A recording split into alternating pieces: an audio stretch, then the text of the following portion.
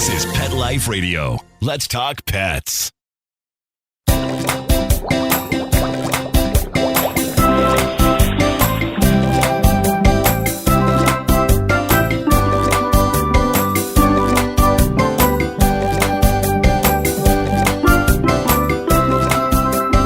Welcome to Aquariumania on Pet Life Radio.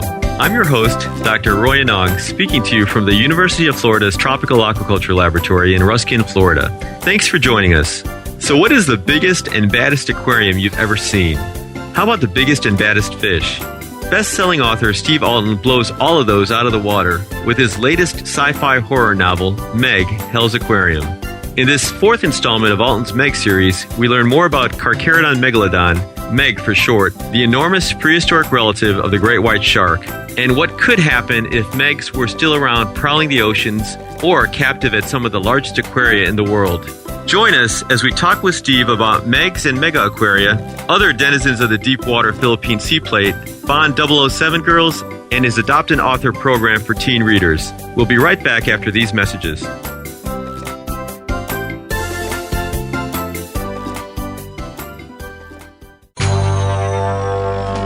It's designerpetsweaters.com. Hand-knitted designer sweaters for your precious pup or cool cat. Beautiful couture patterns for your pets, including custom-knitted formal wear, casual wear, yachting, and even sports-themed. Many designer pet sweaters include feathered tammy hats, top hats, and a lot of sparkle. Each sweater includes leg loops, front paw sleeves, and leash opening. Visit designerpetsweaters.com to order your four-legged fashions today. Your pets will stay warm for the winter and be runway ready. Large or small, we fit them all. designerpetsweaters.com.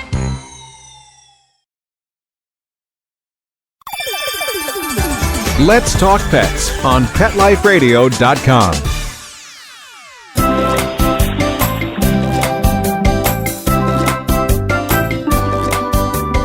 Welcome back to Aquariumania on Pet Life Radio. My guest today is Steve Alten, best-selling author of Hell's Aquarium. Hi, Steve. Thanks for joining us today. Thanks for having me. So I really flew through Hell's Aquarium, and it was an incredible ride. I have to ask, before we even start talking about the book, have you always had an interest in marine biology? I've always been interested in sea creatures, and especially when I was growing up, loved to read about prehistoric sea monsters or great white shark attacks, and there was always a blurb about megalodon, but never much other than an old Smithsonian picture of six nerdy-looking scientists sitting in this giant jaw. And then when I was 35 and looking for a change in careers, and I decided to write a book, I sort of tapped my teenage years. So what is Meg and Hell's Aquarium all about for the listeners who haven't actually had a chance to read it yet? Well, Meg, Hell's Aquarium is the fourth and best in the Meg series, and Meg is short for Carcharodon megalodon, the 70-foot, 70,000-pound prehistoric cousin of the great white shark. And megalodon was a real creature. It inhabited all the oceans, and we find their teeth in phosphate pits in South Florida. They used to be covered by ocean. Now, in the book, you kind of talk a little bit about potential for these things to actually still be around. Could megalodon actually be alive today? Well, the thing about the oceans is that they cover 70% of the planet, and we've only explored about 5% of the ocean and less than 1% of the deep waters. So, we really don't know what's down there, and megalodon is not like T-Rex that disappeared 65 million years ago. They only disappeared anywhere from 10,000 to 100,000 years ago, depending upon who you ask. And so it's possible these creatures, or at least some of them, could have gone into deeper waters. What other monsters do you discuss and are featured in Meg, Hell's Aquarium? Well, in Meg, Hell's Aquarium, I sort of, wanted to bring back all the scariest sea monsters that ever inhabited the planet, and to do that, I created an ancient sea beneath the Philippine Sea Plate, which is a mysterious sea plate in itself. It's where all the Mariana Trench and the other deep water trenches are located. And in this Panthalassa Sea, which dates back 220 million years, we've got everything from Leopleurodon to mosasaurs to Dunkleosteus, and if it swam in the ocean and it had big teeth and it was big, it's probably in the book. So what are your thoughts on any of these being around, like Carcharodon? Well, with Carcharodon megalodon, there's a much greater chance. With some of these other prehistoric sea monsters, not as likely. That's where we stretch the fiction a little bit. But with megalodon, yeah, I mean, you never know what's down there. So you mentioned the Philippine Sea Plate, and obviously that played a major part in the book. How did you come up with the idea of using the Philippine Sea Plate and kind of the mystique around it for sort of the action? Well, throughout the MEG series, the Mariana Trench plays an integral part because this is a 7-mile deep, 1,500-mile long, unexplored gorge at the bottom. And, hydrothermal vents at the bottom of the ocean spring life into this deep water abyss. The Mariana Trench is located at the Philippine Sea Plate. And the Philippine Sea Plate itself is this small plate that's being pushed from all sides, and it's actually, the borders of it are trenches themselves, including the Mariana Trench. So I thought, this would be a pretty neat place to do it. I just have to have a reason that's scientifically based that this prehistoric ocean could exist. And so in doing research, I managed to find 3 doctoral students in Australia who are now scientists, and they had done a study on the Philippine Sea Plate and its unusual depths and contours, and so I contacted them, and we sort of worked out a scientific basis for this Panthalassa Ocean, Panthalassa Sea to be in existence. Have they done any deep sea studies down there themselves? Have they seen anything kind of interesting as well as kind of working the science out with you? Yeah, they found that the sea plate itself was divided into different sections, and some of them were far older than the others, and that sort of played into my scientific aspect of how there could be this long-lost ancient sea down there. So that worked out really well, and they also lent me use of their topography images, and which I included in the book so readers can get an understanding of how it works. Yeah, that actually did help me quite a bit. I'm kind of more of a visual person as well, so I did appreciate those. Now, this summer marks the 35th anniversary of Jaws. How much, obviously there was Jaws influence in this, but how much would you say Jaws played in your, I guess, desire to kind of write the book as well as in parts of the book that you were penning out? Well, as a teenager, when I was reading Jaws back in 74, 75, that was a major influence in wanting to know more about great white sharks. And Jaws was sort of the springboard into doing research on shark attacks and understanding how great whites worked. And so I'd say it was a pretty strong influence. Also, when I sat down to write Meg, the original of the 4 books in 1995, I was determined that, the one thing I loved about Jaws was the shark attack scenes. And then, there was a plot involving all the other characters and, Brody's wife cheating on him with Hooper and things like that. And I wasn't as much interested in that aspect. I wanted to see more shark attack stuff. So, I made sure that when I wrote the Meg series that, there was action in, at least every chapter. So I guess, how would the shark in Jaws compare to Meg? The shark in Jaws, the great white in Jaws, would just be basically a snack to a full-grown megalodon. And you just can't even compare the two. I mean, if you think of what a megalodon is, it's a great white the size of 2 greyhound buses back to back, and that's just a big fish. Now, you mentioned in the book and also in the acknowledgments the Georgia Aquarium, and I did notice kind of parallels with their whale shark exhibit and all the things that went into collecting, housing, that sort of thing. Can you tell us how they helped you out in your background research and what kind of ideas you got from that with regard to kind of these, mega fauna? Yeah, I was fortunate enough that when I was writing Hell's Aquarium, I was contacted by a PBS guy in Atlanta, Georgia, who was actually wanting to do a story on the Shell Game, which is my book about the end of oil and the next 9/11 event. And I asked him if he had any contacts in the Georgia Aquarium. He said he did, and so we arranged when I was up there doing the interview for a sort of a backstage tour of everything, and they brought me back into the tanks and the filtration systems, and they taught me how everything worked, and I took extensive notes so that in transferring that information to Hell's Aquarium, there's part of the plot involves a facility in Monterey called the Tanaka Institute, which is this huge aquarium that houses these megalodons. And so the Georgia tour was really an integral part of my education on how aquariums work, and not only did I learn a lot, but I was able to sort of break down the information to the average reader. And I think even in terms of like the transport, it sounded like you kind of had a pretty good feel on what would be involved with transporting. Did they talk with you about transport at all? How did you get all that? They did, and I sort of extrapolated that information to transporting 2 megalodon pups, which are actually a little bigger than what a full-grown juvenile whale shark would be. I guess in terms of aquariums, did you think, or do you think an aquarium would be able to keep a megalodon successfully if there really was one, or do you think that would be something that would be really tricky? Well, it's hard to keep great whites in captivity. Monterey was able to do it for a short amount, but the tank that they kept it in wasn't built for a great white. You know, great whites are going to be sensitive to metal and other materials in the tank. The tank's got, if the tank is big enough, then I don't think there's a problem keeping it. You know, with a megalodon, you can have a pretty big tank and you can still see the shark moving through the water. With a great white, you know, they tend to put them in these small tanks to appease visitors, but it's not necessarily very good for the fish.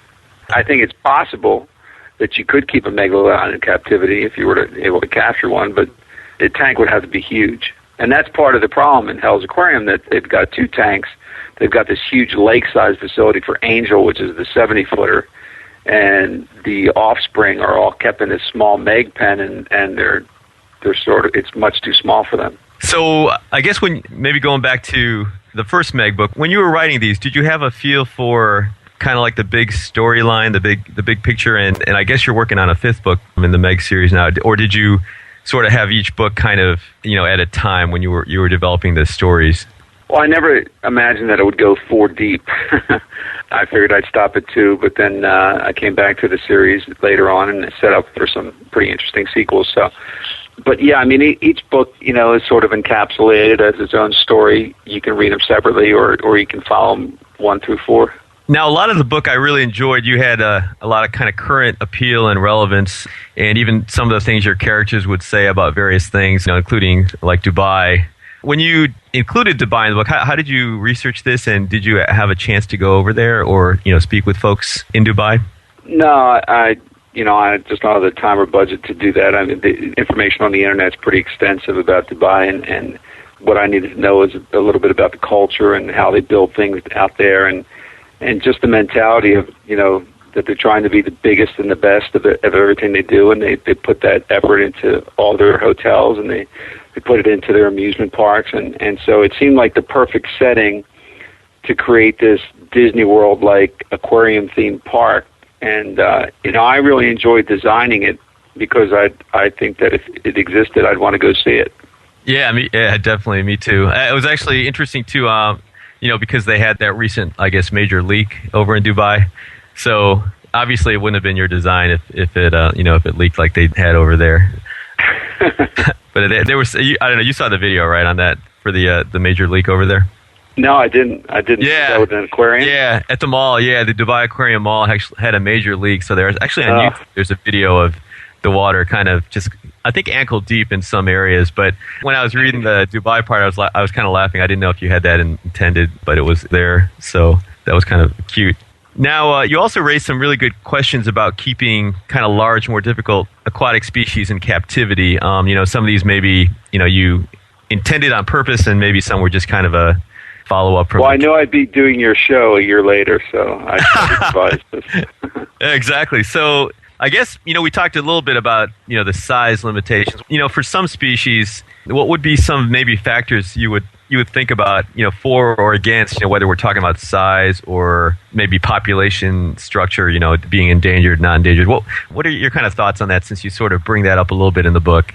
Well, I think most of the information comes from the Georgia Aquarium, what they provided me on their backstage tour. And you know, they've got, you wouldn't think it, but aquariums have to have different currents in them. And so they create these artificial currents so the fish can swim with the current and swim against it.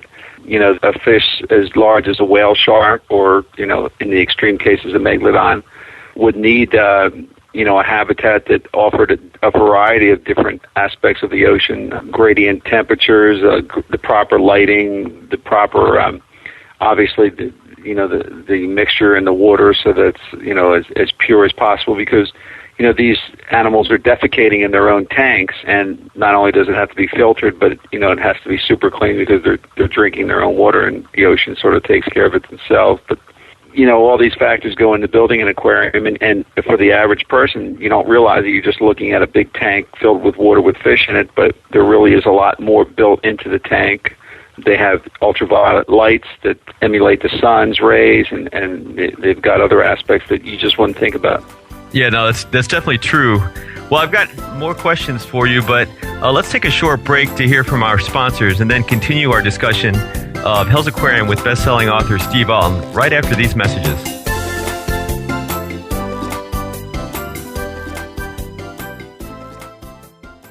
Molly, here's your dinner. Zeus, that's not your food. Don't let that happen to your precious cat. Elevate your cat's eating experience with the Cat Tree Tray. The Cat Tree Tray keeps your cat's food off the floor and conveniently located on the cat tree. It's the perfect way to eat. It's a beautiful wrought iron tray that easily attaches to your cat tree and keeps dogs and other critters out of your cat's dish. A must for multi-pet households. There's a 6-inch tray for large bowls and a 4-inch tray for smaller bowls. Purchase your Cat Tree Tray today. Go right now to cattreetray.com. That's cattreetray.com. CATTREETRAY.com.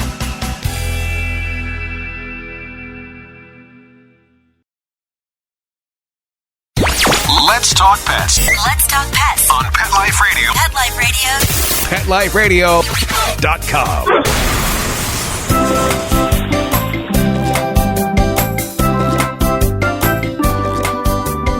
We're back and continuing our conversation with my guest, best-selling author Steve Alten. Now, in the book, Steve, going back to kind of some of the more cool stuff you had as well, you mentioned one thing I noticed was your kind of discussion, real brief on DARPA, and they're interested in training sharks for the military. Where did you get that idea to put that in there, and have you any more info on that sort of thing? Well, I'd run across that information earlier, and DARPA and other agencies like the CIA are trying to use sharks and dolphins as means of mine detecting and God knows what else that we don't know about, and sort of played a small part in Hell's Aquarium, but not a big one. I think it was the background of one of the shark experts that they brought in to understand what was going on with the megalodons. Yeah, and I think I was doing a little quick check too, and I guess based on kind of that implant they were using in the shark to sort of get them to... Right, yeah, that was all based on real science. They actually are implanting these little receptors into sharks' brains and stimulating their senses so that they actually can, almost zombie sharks that they're controlling. I thought that was pretty cool. Going back to kind of the high-tech stuff you included, what were your inspirations? That's our taxpayer money at work, by the way. Yeah, exactly. DARPA has a lot of things that you don't see in that big Pentagon budget. That's right. Or you have to really know somebody or read between the lines or something. In terms of some more of the kind of cool tech stuff you brought into it, what were your inspirations for the submersibles? You had some, obviously the cool submersibles in the first book, and then you included some additional ones in Hell's Aquarium. Well, when I create submersibles, it's got to be scientifically plausible, based on real science, and it also has to be something that's visually fun, and something that if I was piloting a submersible, this is what I would want out of it. So in the first and second book, Meg, the Abyss gliders were more torpedoes with wings, small wings, which increased the claustrophobic effect. In Hell's Aquarium, the subs have evolved into something that's more designed like the shape of a stingray. And, the stingrays are much more hydrodynamic in shape. And what I did was I took the information that I had come up with and sent it to a forensic artist who has worked on developing vessels for designs. He's an artist, and so I had him design the craft and worked with him, and I actually, I put pictures of these things in the book because, it's fun to do for the reader, but it gives them a better understanding what these things look like. Yeah, I definitely like, the diagrams, and also when you had kind of the huge sea monsters and then the little tiny watercraft right next to them. That was kind of good for scale. Now, Lana Wood, the Bond actress, being in Meg, Hell's Aquarium, how did that all happen? What made you decide to put her in there? Well, all the characters in my books are actually real people who have sent me bios and and descriptions of themselves and entered contests that I have every couple months on my monthly newsletters. And so it's sort of my way of giving readers opportunities to immortalize themselves in the books, and it makes it easier for me because I don't have to come up with these, after a while it's tough to come up with names and descriptions of minor characters. I mean, each book might have 60 of them, so by opening up to the readers, it's a lot more fun for me, and they give me information that's much more interesting, and I try to curb the storyline to fit their particular description. I was in the middle of writing Meg's Aquarium when I received an email from Lana Wood, who played Plenty O'Toole in Diamonds Are Forever. And I'm a big Bond fan. I read the books when I was growing up, and I loved all the movies, and especially the earlier ones. And it turns out that Lana Wood is a fan of my Meg series, and her grandson is a huge shark fan, and she had a simple request, and that is, could she be a character in the book? Well, of course, absolutely. Lana Wood. And so we exchanged phone numbers, and we called each other up, and we talked and became friends, and I created a scene for her, and her only request was that it was just going to be a vicious scene. And it's a little, you have to understand that writing this scene, Lana Wood's older sister, Natalie Wood, drowned. Right. In the same boat with Robert Wagner, and and there was all sorts of accusations going on. And so to kill her sister off, even in the pages, was a little strange. And so when I finished the scene, I sent it to Lana, and I said, listen, I just want to make sure you're okay with this because it's really violent.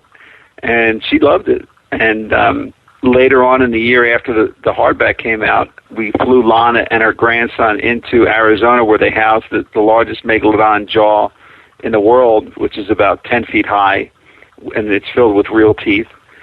Some of which are over 7 inches. And we took a photo. We did a photo shoot and a video shoot with Lana in the jaws. So it really worked out well. That is great. I assume she. I wonder if she would have been happy if you killed off her grandson too. They might have been going over a little bit too much over the line, possibly. I don't want to spoil it for the readers. Yeah, sorry about that. Yep.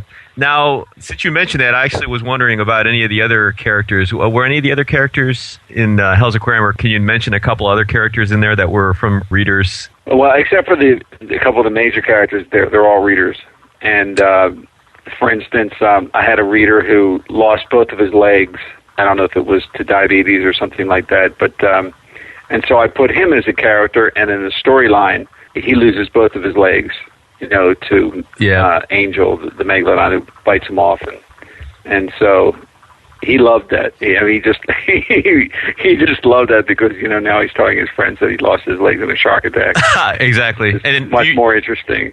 So those are the things I try to do when people have certain things going on with them in their lives. If, for instance, I'm writing a book now, which is the third in the Domain series, my Mayan calendar story, and I have a character in there who has emailed me many times. His wife emails me for him because he's blind, and he's a diver, and so I put him in the story, but his character is blind, just like he is. So I tried not to change the characters, the actual readers' descriptions. I just try to work them into the story, and it makes for more in-depth minor character. Now, do you use their real names usually, or do you change? Oh yeah. I mean, that's the point. That's the point. That's great. So I'll have to send you a little bio to get in the next book then. Is that what you're saying? There you go. So I have seen you. Do you want me to kill you in the story or keep you alive? I don't know. Well, it depends. If you're going to do a couple more, you may have to. I guess I asked that. Question. It's not like a tongue-in-cheek question because whenever I do a character contest for the Meg books, the overwhelming majority of people who enter the contest are desperately requesting that I kill them. And it's just a bizarre thing. Here these readers are just, it's sort of like become a status. So probably I can't kill everybody. I mean, I said, well, what if you died of syphilis or something like that? Nice. Probably if you asked that wouldn't be as attractive. Need to die by a shark. Yeah, exactly. Yeah, now that you put it that way, probably if you had asked readers to do this 30 years ago, I wonder if the same number would be wanting to get killed off. It's almost kind of a cultural thing now. But yeah, I think if I did die, I want it to be for some like great, like Spockish kind of great heroic. Exactly, like Spock, But then I come back, of course. So So, going through the internet and some of the articles now, I've heard that a Meg movie's kind of been in the works for 8-9 years or so. Is that right? And what's the status of the Meg movie? I know that's sort of a lot of people are wondering about that. Well, the story with the Meg movie is that the movie was actually optioned before the book was published. We had a first look deal at Disney's Hollywood Pictures. They snatched it up, and unfortunately, they went through 2 really bad scripts, and then the president of Hollywood Pictures was fired. And when a president's fired, the incoming president doesn't touch any of his projects because that would only make the last guy look good. So the rights reverted back to us after a year, and then it was optioned by New Line Cinema in 2005. And we had Jan de Bond attached as director. We had a bunch of the high-level producers attached, and we had a script that Jan and I had worked on together. Well, they didn't want the script. They wanted to work with another screenwriter, Shane Salerno. And Shane basically rewrote Moby Dick, the big shark, and it just didn't work. And they returned the property to us after a couple of years. And now we've completed financing. We're doing it privately. We've completed private financing for a $150 million movie.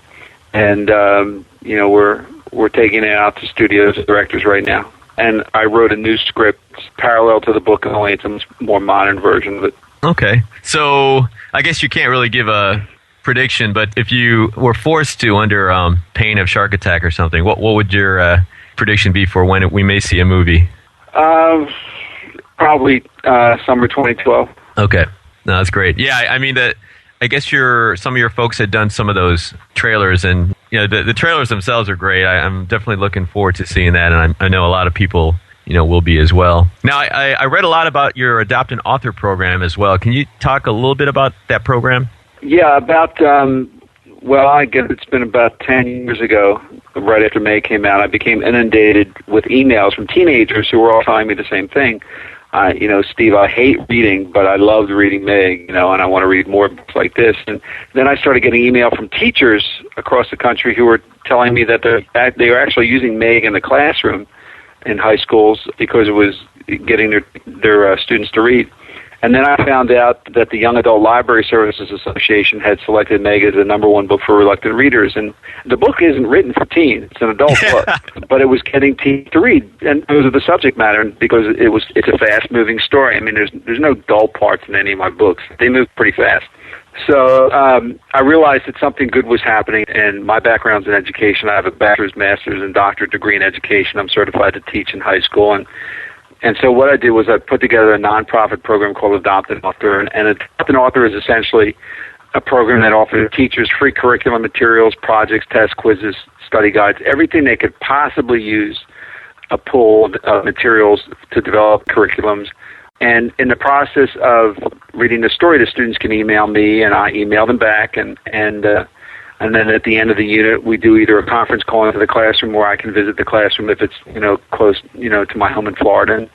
And over the years, I've visited over 100 schools and have communicated with probably 1,000 more. And the program has grown from 10 high schools in 1999 to over 10,000 registered teachers. So it's really blossomed. That we have other authors involved too, but my books are the main thrust of the story of the program, and it gets teens to read.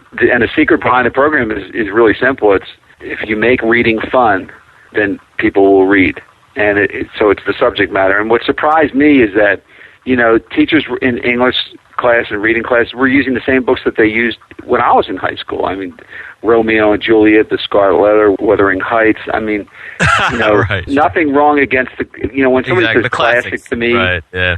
It means that it's just old, and they're so ingrained in using the same curriculum rather than coming up with something new.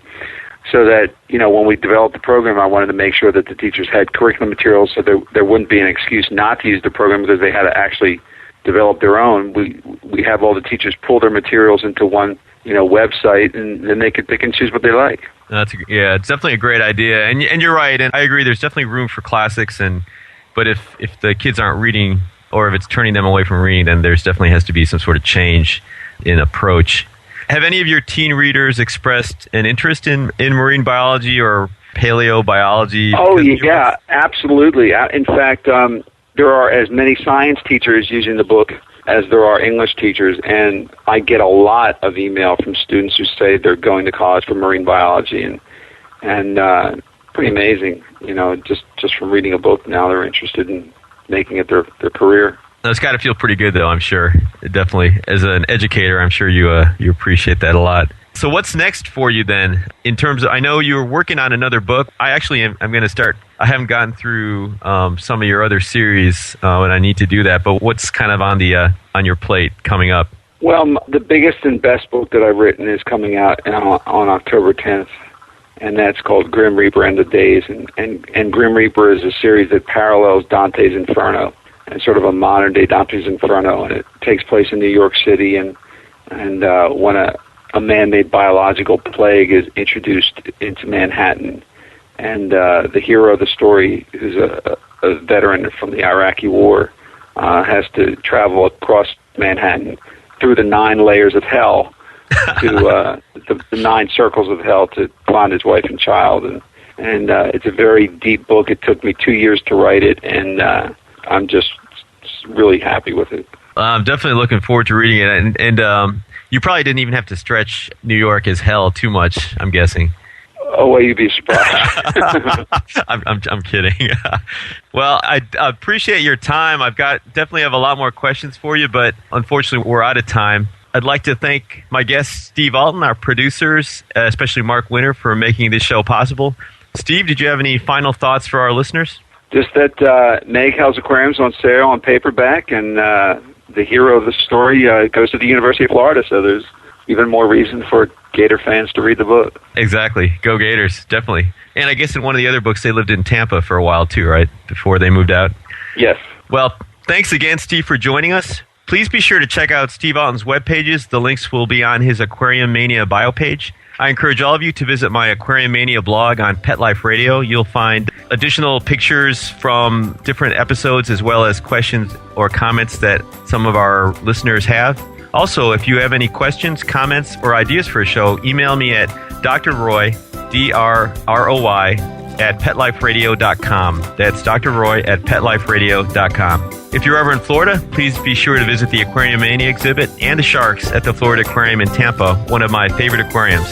Until next time, please visit your local public aquariums and aquarium stores and keep your tanks clean and your fish healthy. And if you haven't had a chance to read Hell's Aquarium or any of Steve Alten's other books, please put them on your mandatory reading list. Let's Talk Pets, every week on demand, only on PetLifeRadio.com.